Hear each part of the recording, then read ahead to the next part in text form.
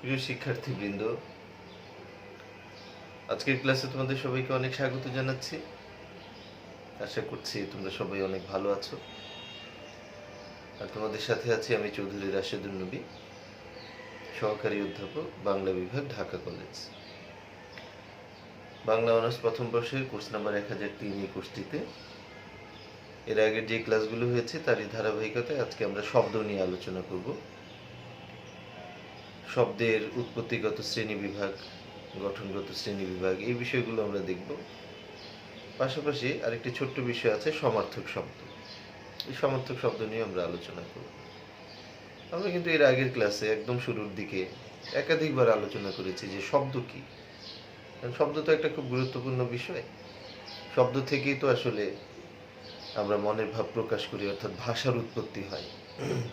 তাহলে এই শব্দটি কি আসলে? শব্দ হচ্ছে আমাদের যে অর্থবোধক ধ্বনি বা ধ্বনির সমষ্টি। আমরা বাকযন্ত্রের সাহায্যে যে উচ্চারিত আওয়াজ করি সেটাই তো ধ্বনি।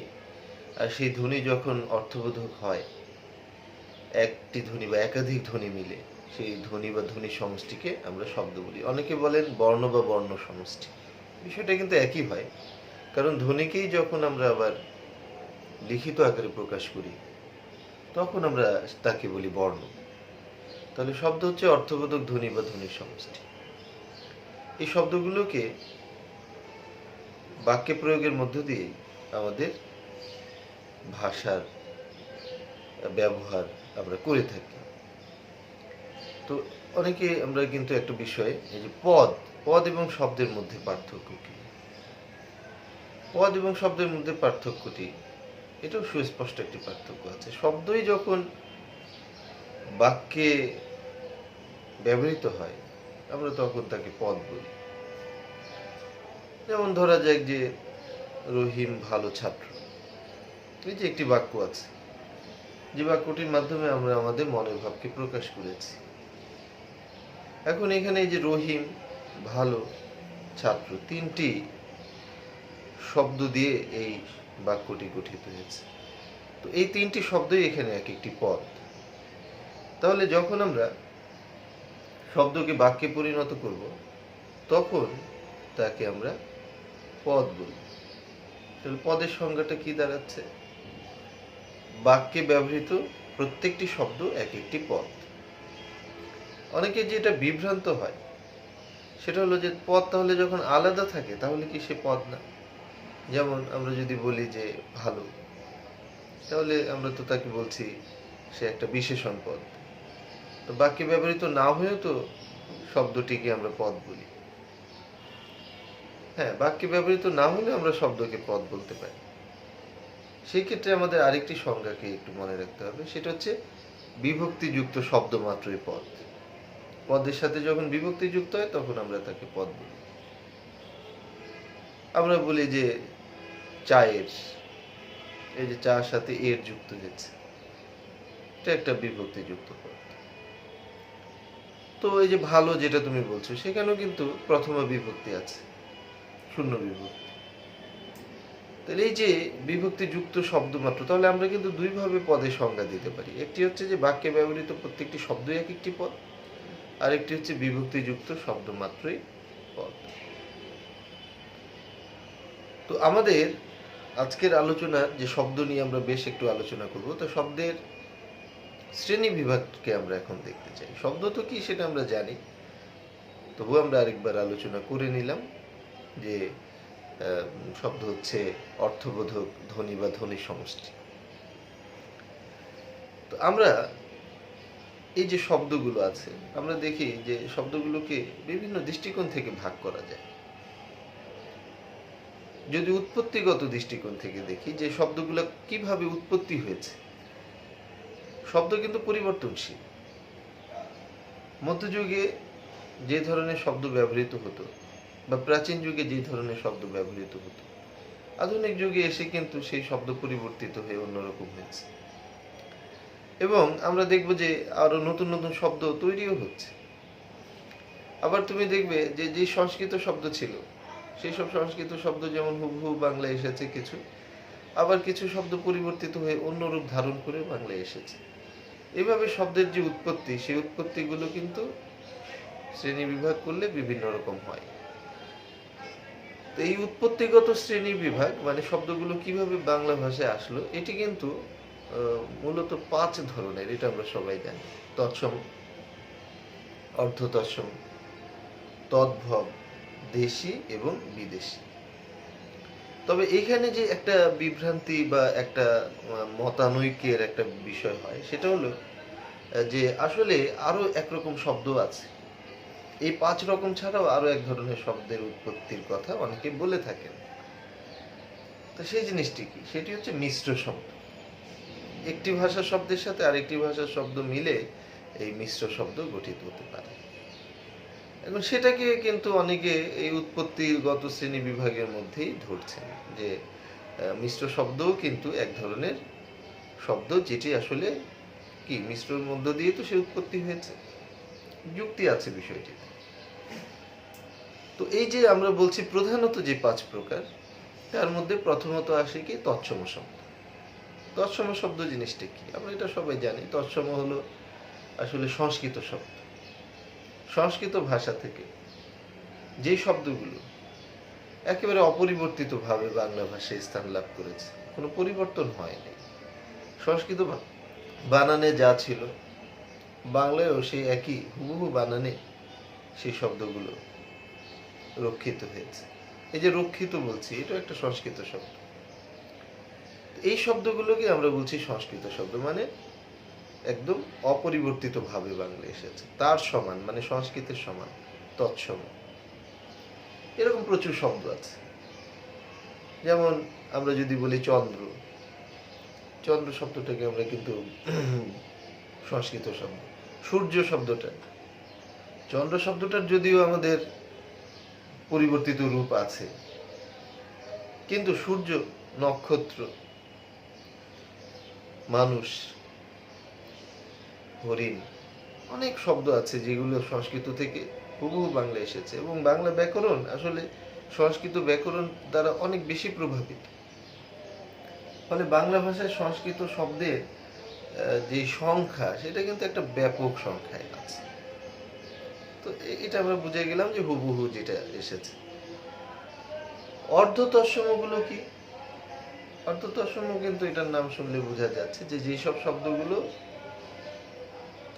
সংস্কৃত থেকে কিছুটা পরিবর্তিত হয়ে বাংলা ভাষায় এসেছে।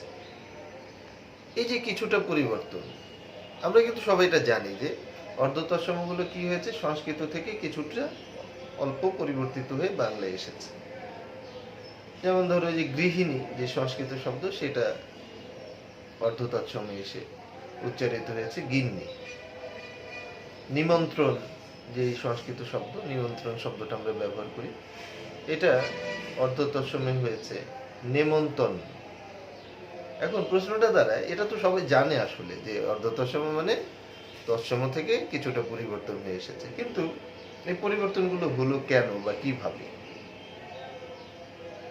সেটা আসলে মূল আলোচনার বিষয়। এই পরিবর্তনগুলো হয়েছে মূলত লোকমুখে,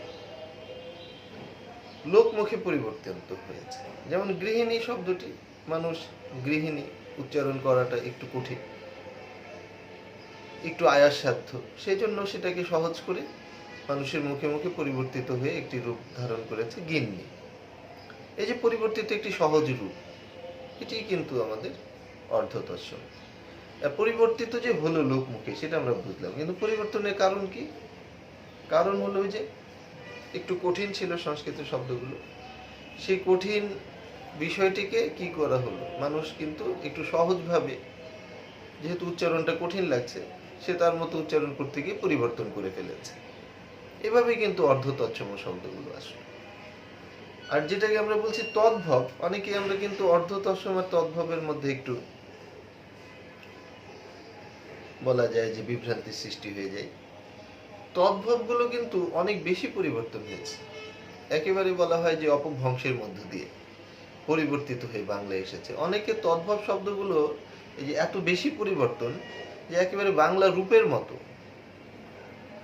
তো তদ্ভব শব্দগুলোকে অনেকে আবার খাঁটি বাংলা শব্দ বলেই স্বীকার করেন যে আসলে তদ্ভব শব্দগুলো তো এত বেশি পরিবর্তিত হয়েছে, এটাতে সংস্কৃতের আর কোনো মানে চিহ্ন ওইভাবে নাই। তো তাহলে এটা একেবারে আমাদের বাংলা ভাষার শব্দ। মানে এটা দেখা যায় যে যেমন তুমি ধরো যে চন্দ্র একটি শব্দ, তো চন্দ্র শব্দটি এটি কিন্তু অর্ধ তৎসমে হয়েছে তোমার চন্দ্র থেকে চাঁদ, এটা আমরা গেলাম। কিন্তু তুমি ধরো হস্ত শব্দটি, এই হস্ত শব্দটি অর্ধ তৎসমে হয়েছে হত্থ, তয়থ দিয়ে হত্থ শব্দটি এসেছে, সেখান থেকে এসেছে হাত। কারণ আমরা কিন্তু হাত শব্দটি ব্যবহার করছি। মাঝখানে যে হত্থ একটি শব্দ ছিল, এটা আসলে মানে এখন তো বিলুপ্ত। হস্ত শব্দটি সংস্কৃতে আছে, হ্যাঁ সেটাও আমরা অনেকে জানি, কিন্তু হস্ত থেকে হাত আসলো, মাঝখানে একটা যে হত্থ হয়ে আসলো, এই যে পরিবর্তনটি অনেক বেশি পরিবর্তন হয়ে আসলো, যার জন্য তদ্ভব শব্দগুলোকে আমরা বলছি যে এগুলো মানে এক ধরনের বাংলা শব্দের পর্যায়ে পড়ে, পরিবর্তনটা এত বেশি তাদের ভিতরে। আরেকটি শব্দ আছে আমাদের দেশি শব্দ। এই দেশি শব্দ কিন্তু আমরা জানি যে এগুলো আদিম অনার্যদের ভাষা থেকে এসেছে। আমাদের এখানে অনেক আদিবাসী মানুষ বসবাস করতেন আর্যরা আসার আগে। এই ধরো তোমার সাঁওতাল ছিল, ডোম ছিল, মুন্ডারি ছিল, অনেক অনেক ধরনের আদিবাসী মানুষ ছিলেন। তো সেই আদিম অনার্যদের ভাষা থেকে কিছু শব্দ বাংলা ভাষায় এসে গেছে, এগুলোকে আমরা দেশি শব্দ বলি। এখন এইখানে একটি জায়গা নিয়ে আবার একটু বিতর্ক করা হয়, সেটা হলো যে দেশি শব্দের কিছু কিছু শব্দের কিন্তু কোনো উৎপত্তি খুঁজে পাওয়া যায় না। যেমন তুমি ধরো চুলা, চুলা শব্দটি তোমার মুন্ডারি ভাষা থেকে আসা। তারপরে পেট শব্দটি দেখা গেল যে কোল ভাষা থেকে আসা। এভাবে কিছু কিছু শব্দের উৎপত্তি সুনির্দিষ্ট করা যায়, কিন্তু কিছু কিছু শব্দ এটা কোথা থেকে এসেছে এটার উৎপত্তি খুঁজে পাওয়া যায় না।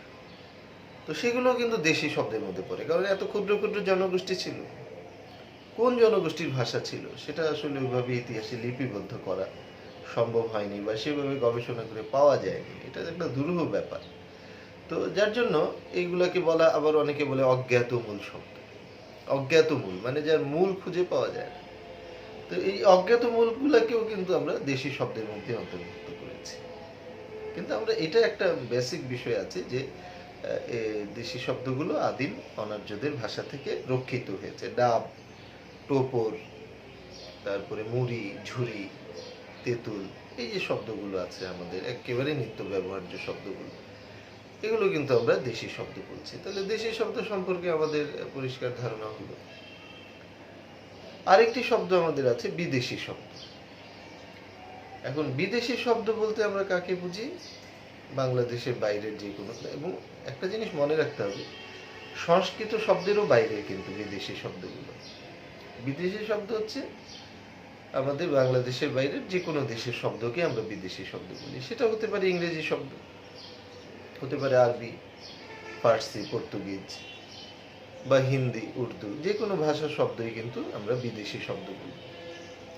এই বিদেশি শব্দগুলোর মধ্যে বাংলা ভাষায় সবচেয়ে বেশি পরিমাণে যে শব্দগুলো রয়েছে তার মধ্যে আছে আরবি শব্দ, ফার্সি শব্দ, ইংরেজি শব্দ, পর্তুগিজ শব্দ, তারপর হিন্দি শব্দ, এগুলো কিন্তু অনেক বেশি আছে। এখন তোমার মনে হতে পারে যে বিদেশির মধ্যে এই শব্দগুলো কেন? দেখো, ইংরেজি শব্দ এই জন্য বেশি, ইংরেজি তো একটা কি বলা হয় বৈশ্বিক ভাষা। পৃথিবীতে, সারা পৃথিবীতে এখন ইংরেজি কিন্তু রাজত্ব করছে, তাই না? ভাষার সাথে কিন্তু তোমার বলা যায় যে পুঁজিবাদ এবং তোমার প্রযুক্তিরও অনেক বিষয় আছে। যারা পুঁজিবাদী শক্তি, অনেক শক্তিশালী রাষ্ট্র, তারা কিন্তু নিজের ভাষাটিকে চাপিয়ে দিতে চায় অন্যের উপরে। আর দুর্বল রাষ্ট্রগুলো আমরা দেখব যে মানে শক্তিশালী বা উন্নত রাষ্ট্রের ভাষাগুলো শিখতে চায়। অনেক সময় কি হয়, মাইগ্রেট করে মানুষ সেসব দেশে চলে যাচ্ছে। তাই না? অনুন্নত বা তৃতীয় বিশ্ব বা স্বল্প উন্নত উন্নয়নশীল দেশ থেকে মানুষ উন্নত বিশ্বে প্রতিনিয়ত যাওয়ার চেষ্টা করছে। ফলে সেসব ভাষা মানুষ কিন্তু শেখার চেষ্টা করছে। মানুষ ইংরেজি যেমন শেখার চেষ্টা করছে, ঠিক তেমনি ইদানিং কিন্তু চীনা ভাষাও মানুষ শেখার চেষ্টা করছে। জার্মান ভাষা, ফ্রান্স ভাষা এগুলো মানুষ কিন্তু বিভিন্ন দেশে এগুলো শিক্ষা প্রতিষ্ঠানে বা আলাদাভাবে কোর্স করে শেখার চেষ্টা করছে। কোরিয়ান ভাষা শেখার চেষ্টা করছে। তুমি কিন্তু দেখবে যে সুদানের ভাষা কেউ শেখার জন্য ওইভাবে মানে প্রচেষ্টা তেমন নেই, বা কেনিয়ার ভাষা শেখার কিন্তু প্রচেষ্টা নেই। কেন? কারণ হচ্ছে এই যে উন্নত বিশ্বের ভাষা মানুষ শিখতে চায়, কারণ সেখানে মাইগ্রেট হতে চায় অনেকে। পাশাপাশি আরেকটি বিষয় হচ্ছে প্রযুক্তির জন্য তোমাকে শিখতে হয়। তুমি দেখো যে টাইপরাইটার যখন আবিষ্কার হলো তখন কিন্তু ইংরেজি ভাষায় আবিষ্কার হয়েছে। সেটা প্রায় 100 বছর পরে আমরা কিন্তু বাংলা ভাষায় টাইপরাইটার ব্যবহার করতে শিখেছি। বাংলা ভাষায় আমরা টাইপরাইটার ব্যবহার করতে শিখেছি, সেটা 1970-এর দশকে। কিন্তু তারও 100 বছর আগে টাইপরাইটার এসেছে। এইভাবে তুমি যদি মোবাইলের কথা বলো, যেটা আরো বেশি একটি মানে বিরাট প্রযুক্তি সাধন করেছে, বা কম্পিউটার। তো কম্পিউটারের যখন আবিষ্কার হলো, তার কিন্তু অনেক অনেক পরে আমাদের এই যে বাংলা কিবোর্ড বা বিজয় আমরা ব্যবহার করতে শিখেছি। ফলে আমরা বাধ্য হয়ে তো আমাদের ইংরেজি শিখতে হয়েছে। ইংরেজি ছাড়া তো আমি কম্পিউটারে কাজ করতে পারছি না। এখন মোবাইলে তুমি যখন কাজ করতে যাও, তো মোবাইলের সফটওয়্যারগুলো কিন্তু তোমার শুরুতে ইংরেজি ভাষায় শুধু ছিল, তাই না? তাহলে দেখা যাচ্ছে তুমি ইংরেজি জানা ছাড়া তো এই সফটওয়্যার ইউজ করতে পারছো না। বাধ্য হয়ে তোমাকে শিখতে হচ্ছে যুগের সাথে তাল মেলাতে। এখন এইভাবে তুমি দেখবে যে চীন থেকে কিন্তু প্রচুর দ্রব্য আমাদের এখানে আমদানি হয়। ফলে অনেক প্রোডাক্টের সাথে তোমার যে ব্যবহার বিধিটা দেওয়া থাকে, সেটা কিন্তু দেখবে যে তুমি চাইনিজ ভাষায় লেখা।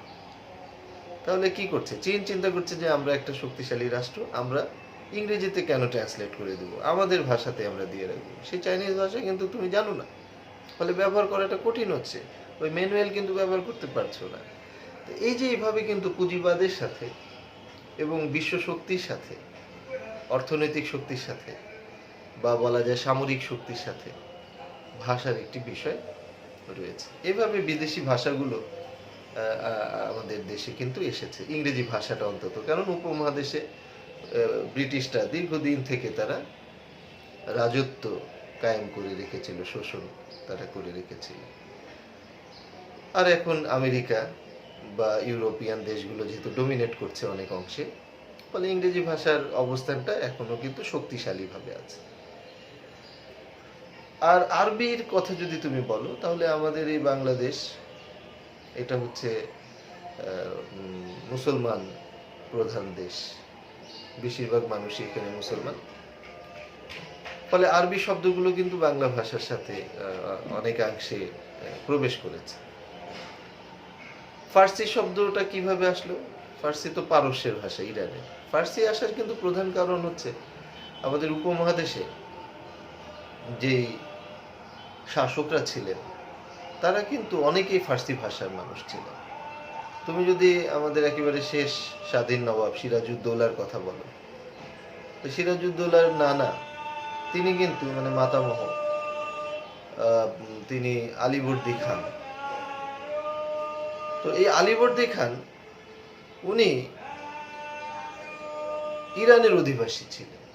ইরান থেকে এসে উনি এখানে শাসন ব্যবস্থা কায়েম করেছেন। ফলে সিরাজউদ্দৌলা বলো বা তাদের পরিবার বলো, সবাই তো তারা ফার্সি ভাষী ছিল। আর ওই যে যেটা একটা কি শক্তির কাছে কিন্তু মানুষ শক্তিশালীর কাছাকাছি যেতে চায়। তো যেহেতু রাজাদের ভাষা ফার্সি, তাহলে যারা ওই রাজাদের কাজ করেছেন, রাজ পরিবারে যারা কাজ করেছেন, মন্ত্রী পরিষদ যারা ছিলেন বা অন্যান্য সভাসদ যারা ছিলেন, তাদেরকে তো ফার্সি শিখতে হয়েছে। এবং এই ফার্সি ভাষী রাজারা কি করেছেন? তারা কিন্তু ফার্সির প্রচলন করার চেষ্টা করেছে। আমরা দেখবো যে মধ্যযুগে আমাদের বাংলা সাহিত্যের যে একটি নিদর্শন, রোমান্টিক প্রণয় উপাখ্যান, এগুলো কিন্তু সব কি ছিল? আমাদের যে মুসলিম শাসক, এবং তারা যে মধ্যপ্রাচ্য থেকে এই কাহিনীগুলোকে আমদানি করে এখানে বাংলায় রূপান্তর করেছে। বিভিন্নভাবে ফার্সির একটি বলা যায় যে মিশ্রণ বাংলায় কিন্তু হয়েছে। ফলে আরবি ফার্সির একটা ব্যাপক প্রভাব আছে, এবং আমাদের এই অঞ্চলের মুসলমান অনেক কবি তাদের বাংলা কবিতায় বাংলা শব্দের সাথে আরবি ফার্সির কিন্তু প্রচুর ব্যবহার করেছেন। এমনকি আমাদের কাজী নজরুল ইসলামের লেখাতে আমরা আরবি ফার্সির অনেক অনেক সংমিশ্রণ আমরা দেখতে পাই, যে বাংলার পাশাপাশি তিনি আরবি ফার্সিকে অবাধে ব্যবহার করেছেন। এইভাবে আরবি ফার্সির কিন্তু একটা প্রচলন বা অনেক শব্দ বাংলা ভাষায় এসেছে। আর হিন্দি থেকে আসার একটি প্রধান কারণ আমার কাছে যেটি মনে হয়, সেটা হলো যে হিন্দি এবং বাংলা তো আসলে উৎপত্তিগতভাবে নব্য ভারতীয় আর্য ভাষারই অংশ। ফলে এখানকার যে ভাষাগুলো সেটা কিন্তু পাশাপাশি অনেক মিল রয়েছে। হিন্দি, উর্দু, এগুলা কিন্তু তুমি দেখবে যে তুমি কখনোই কিন্তু পাঠ্য বইতে বা কোথাও হিন্দি পড়োনি। তারপরে হিন্দি ভাষা তোমার কাছে খুব দুর্বোধ্য মনে হবে না, অনেক কিছু তুমি বুঝতে পারছো, কারণ ভারতীয় অনেক টেলিভিশনের চ্যানেল কিন্তু বাংলাদেশে প্রদর্শিত হয়। দেখা যাবে যে অনেক শব্দ বা অনেক কথা তুমি বুঝতে পারছো। কেন বুঝতে পারছো এটা? আসলে কারণ বাংলা ভাষার সাথে বেশ কিছু মিল রয়েছে, হিন্দি প্রচুর শব্দ বাংলা ভাষায় আছে। তো এই ছিল আমাদের এই উৎপত্তিগতভাবে প্রধান 5টি ভাষা। এখানে তোমার একটি বিষয় আছে, সেটি হলো মিশ্র। আমরা বলি যে মিশ্র শব্দ। মিশ্র শব্দ কোনটা? অনেকে আবার বলেন যে মিশ্র শব্দ একটা শব্দ। মিশ্র শব্দ হচ্ছে একাধিক ভাষা থেকে যেই শব্দগুলো একাধিক ভাষার সংমিশ্রণে সৃষ্টি হয়েছে, তো সেটা একটা উৎপত্তি, একাধিক ভাষার সংমিশ্রণের উৎপত্তি, এটাকে আমরা বলছি মিশ্র শব্দ। যেমন তুমি যদি বলো হেড পণ্ডিত, আমাদের এই স্কুলের হেড পণ্ডিত, হেড কিন্তু ইংরেজি আর পণ্ডিত আবার সংস্কৃত, তাহলে হেড পণ্ডিত একটা শব্দ হয়েছে। আমরা যদি বলি যে আমরা যদি বলি হাট বাজার, তাহলে হাট কিন্তু বাংলা শব্দ আর বাজার হচ্ছে তোমার ফার্সি শব্দ। তাহলে এটা এই যে এইভাবে কি হলো, একাধিক ভাষার সংমিশ্রণে তৈরি হলো, এগুলোকে আমরা বলছি মিশ্র শব্দ। এরকম মিশ্র শব্দ আমাদের বাংলা ভাষায় অনেক আছে, সেগুলো আমরা ব্যবহার করি। তাও যাই হোক, তাহলে উৎপত্তিগতভাবে প্রধানত 5 প্রকার, সেগুলো আমরা জানি, কিন্তু সেগুলো কিছু কেন উৎপত্তি হলো, কিভাবে হলো, সেগুলো একটু আলোচনা আমরা করলাম। আর মিশ্র শব্দ আমরা দেখলাম, সেটাও কিন্তু এক ধরনের মানে শব্দ যেটা একাধিক ভাষার সংমিশ্রণে গঠিত। এখন তুমি দেখো গঠনগতভাবে শব্দ, কিন্তু দেখো গঠনগতভাবে শব্দকে 2 ভাগে ভাগ করা যায়। একটা হচ্ছে মৌলিক শব্দ, আরেকটাকে আমরা বলি সাধিত শব্দ। তো মৌলিক শব্দগুলো কি? মৌলিক শব্দ কিন্তু এটা তুমি বুঝতে পারছো যে যে শব্দগুলোকে ভাঙা যায় না, বিশ্লেষণ করা যায় না, ওটা ভাঙলে ওইটাকে আর তুমি অর্থ পাবে না। তাহলে এই ধরনের যেই বিশ্লেষণ করা যায় না, ভাঙা যায় না, এই জাতীয় যে শব্দগুলো, এগুলোকে আমরা বলি মৌলিক শব্দ। যেমন ধরো মা, মা, তারপরে বই, এগুলো কিন্তু মৌলিক শব্দ। এই মৌলিক শব্দগুলোর সাথে আরেক প্রকার শব্দ আছে আবার সাধিত শব্দ। তাহলে সাধিত শব্দগুলো কি? সাধিত শব্দ হচ্ছে মৌলিক শব্দের সাথে কোনো কিছু যুক্ত হয়ে যে শব্দগুলো তৈরি হয়। এখন কোনো কিছু বলতে আমরা কি বুঝি? সেটা হতে পারে প্রত্যয়, সমাস, বা হতে পারে তোমার বিভক্তি। প্রত্যয়, সমাস, বিভক্তি, উপসর্গ, কোনো কিছু একটা যুক্ত থাকতে হবে। অর্থাৎ আমরা যদি সংজ্ঞা আকারে বলি, তাহলে বলতে হবে যেই শব্দগুলোকে ভাঙা যায়, বিশ্লেষণ করা যায়, সেগুলোই সাধিত শব্দ। অর্থাৎ মৌলিক শব্দের সাথে কিছু যুক্ত আছে, সেটা বিভক্তি হতে পারে, প্রত্যয় হতে পারে, উপসর্গ হতে পারে। তো যেমন আমরা যদি বলি যে উপহার, এ দেখো উপহার, এটাকে কিন্তু একটা এই উপসর্গটি, বা আহার যদি তুমি বলো, উপসর্গটি যুক্ত আছে হারের সাথে। এই হারের সাথে উপসর্গটি যুক্ত হয়ে আহার শব্দটি তৈরি হলো। মা আমরা বলেছি একটা মৌলিক শব্দ, কিন্তু তার সাথে যদি তুমি এর যুক্ত করো, তাহলে মায়ের, মায়ের ভালোবাসা, এইখানে এর যুক্ত করেছো। মা হচ্ছে মৌলিক শব্দ, এর যুক্ত করাতে মায়ের, এটা হচ্ছে তোমার একটি সাধিত শব্দ, এখানে বিভক্তি যুক্ত হয়েছে। গোলাপ একটি মৌলিক শব্দ, কিন্তু তুমি যদি এটি প্রত্যয় যুক্ত করো, গোলাপি দীর্ঘইকার যুক্ত করে গোলাপি, তখন কিন্তু এটা একটা সাধিত শব্দ হলো। তাহলে মৌলিক শব্দগুলো হচ্ছে মূল শব্দ, একক, যেগুলোকে কিন্তু কোনো ভাঙা যায় না বা বিশ্লেষণ করা যায় না। কিন্তু সাধিত শব্দগুলো এই সাধিত শব্দগুলো হচ্ছে মৌলিক শব্দের সাথে প্রত্যয়, উপসর্গ, বিভক্তি কিছু একটা যুক্ত হয়ে যে নতুন শব্দটি তৈরি করে, এটাকে আমরা বলি সাধিত শব্দ। এটা আশা করি আমরা ক্লিয়ার হলাম। তাহলে আমরা উৎপত্তিগতভাবে শব্দকে বিশ্লেষণ করলাম প্রধানত 5 প্রকার, তার সাথে আরেকটা দেখলাম মিশ্র শব্দ। আর আমরা গঠনগতভাবে দেখলাম যে কিভাবে গঠিত হয়, সেটা একটা হচ্ছে মৌলিক শব্দ, আরেকটি হচ্ছে সাধিত শব্দ। শব্দের আরো একটি শ্রেণী বিভাগ আছে, সেটা হলো অর্থগত শ্রেণী। শব্দ কিন্তু অর্থ ছাড়া তার শব্দ হয় না, কিন্তু কোনো কোনো সময় এই অর্থগুলো হয় মূল অনুসারী, কোনো কোনো সময় আবার অর্থগুলো হয় একটা প্রতীকী অর্থে। এখন এই অর্থগতভাবে শব্দগুলো আবার 3 ভাগে বিভক্ত। একটাকে আমরা বলি যৌগিক শব্দ, আরেকটা আছে রূঢ় শব্দ, আরেকটা আছে যোগ রূঢ় শব্দ। যৌগিক শব্দগুলো কোনগুলো? যৌগিক শব্দগুলো হচ্ছে যে শব্দগুলো তার উৎপত্তিগত অর্থে ব্যবহৃত হয়, মানে শব্দটা যেভাবে তৈরি হয়েছে এবং যেভাবে ব্যবহার হয় সেটা একই রকম, এর মধ্যে কোনো রকম পরিবর্তন আসে নাই, সেগুলোকে আমরা বলি যৌগিক শব্দ। তো যৌগিক শব্দের মধ্যে আমরা দেখব যে মানে উৎপত্তি এবং গঠন ব্যবহৃত অর্থ একই। যেমন তুমি যদি বলো মধুর, মধুর মতো মিষ্টি, তাহলে মধুর এখানে কিন্তু মধু যোগ র এইভাবে তৈরি হয়েছে। একটা র হলো এখানে একটা প্রত্যয়, প্রত্যয়টি কি হচ্ছে একটা মৌলিক শব্দের পরে মধু শব্দটার সাথে যুক্ত হয়ে তৈরি হয়েছে। তো এখন মধুর, এটা আমরা বলি যে মধুর মতো মিষ্টি গুণ যুক্ত, তাহলে তো এটা উৎপত্তিগত অর্থেই ব্যবহৃত হলো। এই ধরনের শব্দগুলো হলো যৌগিক শব্দ। আর রূঢ় শব্দ যেটা, এটা কিন্তু উৎপত্তি হবে একভাবে, ব্যবহৃত হবে আরেকভাবে। তবে রূঢ় শব্দের মধ্যে দেখো, আমরা যখন বলছি রূঢ় শব্দ, যেমন হস্তি, হস্তি শব্দটি যে হস্তযোগ ইন, ইন প্রত্যয় যুক্ত হয়ে তৈরি হয়েছে। হস্তি শব্দটির উৎপত্তিগত যদি তুমি অর্থ দেখো, তাহলে এটার অর্থ হয় হাত আছে যার, যার হাত আছে, তাহলে মানুষেরও তো হাত আছে।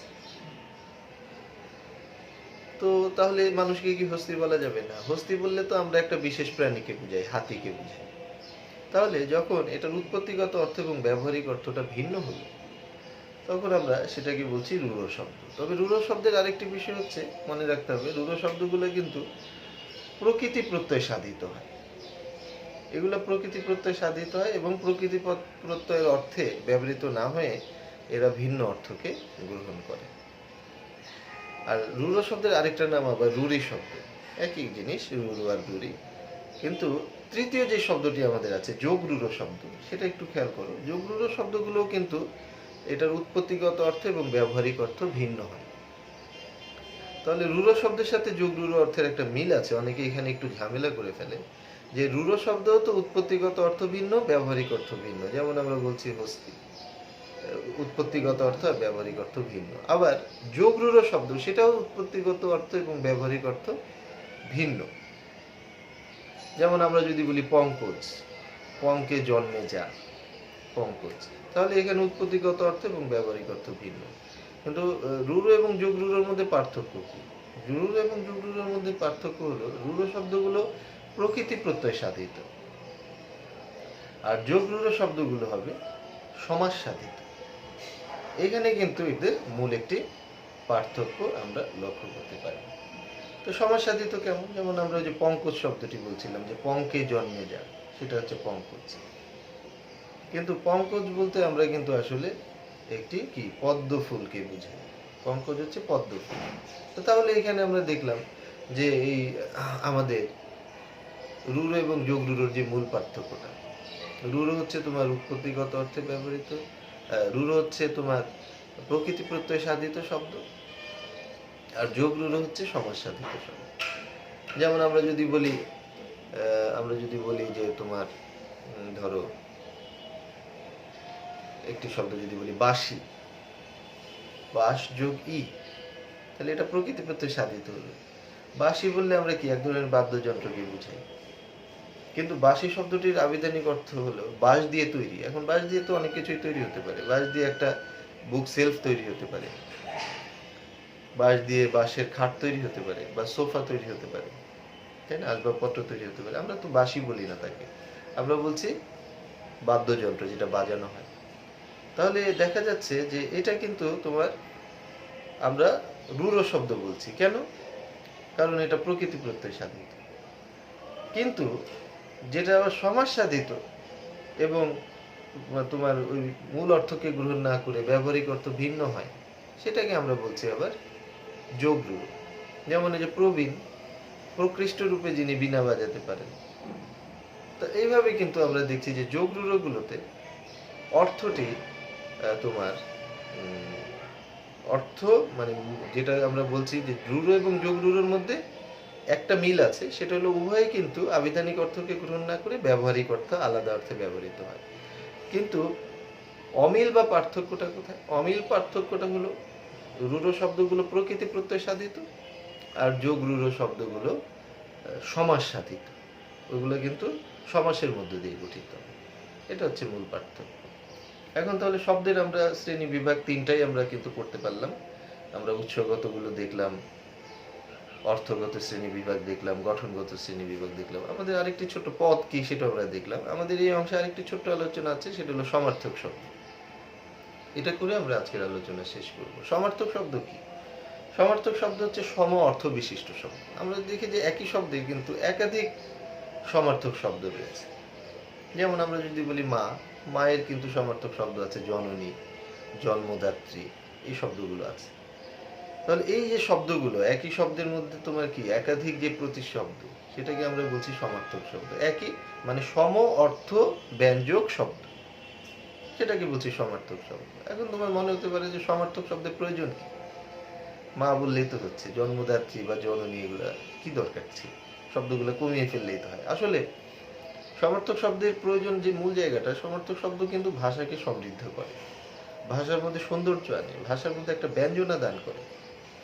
এবং আমরা দেখবো যে বাক্যে এক এক ধরনের বাক্যে আসলে এক এক ধরনের সমার্থক শব্দ ব্যবহার মানে যে সমার্থক শব্দটা সেখানে প্রযোজ্য হওয়া দরকার সেটা ব্যবহার যদি না করে আমরা অন্য আরেকটি সমার্থক শব্দ ব্যবহার করি, তখন ভাষাটা কি হয়? একটু দুর্বল হয়, বাক্যর গঠনটা একটু দুর্বল হয় বা একটু শুনতে একটু দুর্বল শোনায়, শ্রুতি কটু শোনায়। যেমন ধরো কলেজে বার্ষিক প্রীতিভোজের আয়োজন করা হয়েছে, এখন যদি ওইখানে প্রীতিভোজের জায়গায় বলে যে বার্ষিক আহারের আয়োজন করা হয়েছে, তাহলে সেটা কিন্তু বার্ষিক আহার শুনতে ভালো শোনাবে না। প্রীতিভোজ আর আহার তো একই জিনিস, খাবার, তাই না? প্রীতিভোজ মানে তো তুমি কি করবে, যখন প্রীতিভোজের দাওয়াত দেওয়া হবে তুমি তো আগে থেকে বুঝবে ভালো খাওয়া দাওয়া হবে, তাই না? ওইভাবে তুমি প্রস্তুত হয়ে যাবে। তাহলে এটা তো আহার। আমরা যদি বলি বার্ষিক খাবারের ব্যাপার, আহারের আয়োজন করা হয়েছে বা খাবারের আয়োজন করা হয়েছে, তাহলে জিনিসটা কিন্তু সুন্দর হবে না। তাহলে এই যে সমার্থক শব্দ দেখো, আহার, খাবার, প্রীতিভোজ একই অর্থ, কিন্তু আমরা এগুলো ভিন্ন ভিন্ন অর্থে ব্যবহার মানে ভিন্ন ভিন্ন জায়গায় ব্যবহার করি। তোমার মা তোমাকে ফোন করছে, কি তুমি কি দুপুরে খাবার খেয়েছো? এখানে কিন্তু খাবার শব্দটা গেল। এখানে যদি তোমাকে জিজ্ঞেস করা হয় তুমি কি দুপুরে প্রীতিভোজ তুমি কি গ্রহণ করেছো, তাহলে কিন্তু বিষয়টি মানে কেমন যেন অন্যরকম মনে হবে। তাহলে এইভাবে আমরা দেখছি যে আমাদের যে শব্দগুলো কিন্তু সমার্থক শব্দ, এগুলো আমাদের আসলে বাক্যে ব্যবহারের কারণে কিন্তু এই ভিন্ন ভিন্ন আমাদের রূপ মানে প্রয়োজন আছে, এবং এটা আমাদের ভাষাকে সমৃদ্ধ করে, ব্যঞ্জনাময় করে, আমাদের ভাষাকে শক্তিশালী করে। তো এই ছিল আমাদের আজকের আলোচনা। আমরা বেশ কিছু গুরুত্বপূর্ণ বিষয় দেখলাম, সে গল্পের মতো করেই দেখলাম। তার মধ্যে ছিল আমাদের শব্দের আলোচনা, ছিল পদ, ছিল শব্দের কিন্তু অনেকগুলো শ্রেণী বিভাগ, মানে তিনটি দৃষ্টিকোণ থেকে শ্রেণী বিভাগ করা যায়, সেগুলো আমরা দেখলাম। পাশাপাশি আমরা সমার্থক শব্দ নিয়ে আলোচনা করলাম। আশা করছি আজকের আলোচনাটা তোমাদেরকে সমৃদ্ধ করবে। কোনো কিছু বোঝার যদি কোনো অসুবিধা থাকে, ভিডিওটা একাধিকবার তুমি দেখতে পারো, এবং তারপরেও কোনো অসুবিধা থাকলে আমাকে তুমি কমেন্ট বক্সে জানাতে পারো। সেগুলো নিয়ে আমি নিশ্চয়ই পরবর্তী ক্লাসে আলোচনা করব। আগামী ক্লাসে এর পরবর্তী কোনো বিষয় নিয়ে আলোচনা করব। সেই ক্লাসটি দেখার আমন্ত্রণ জানিয়ে তোমাদেরকে অনেক অনেক ধন্যবাদ, শুভেচ্ছা জানিয়ে আজকের ক্লাসটি এখানেই শেষ করছি। সবাই ভালো থাকো, সুস্থ থাকো, সুন্দর থাকো। আল্লাহ হাফিজ।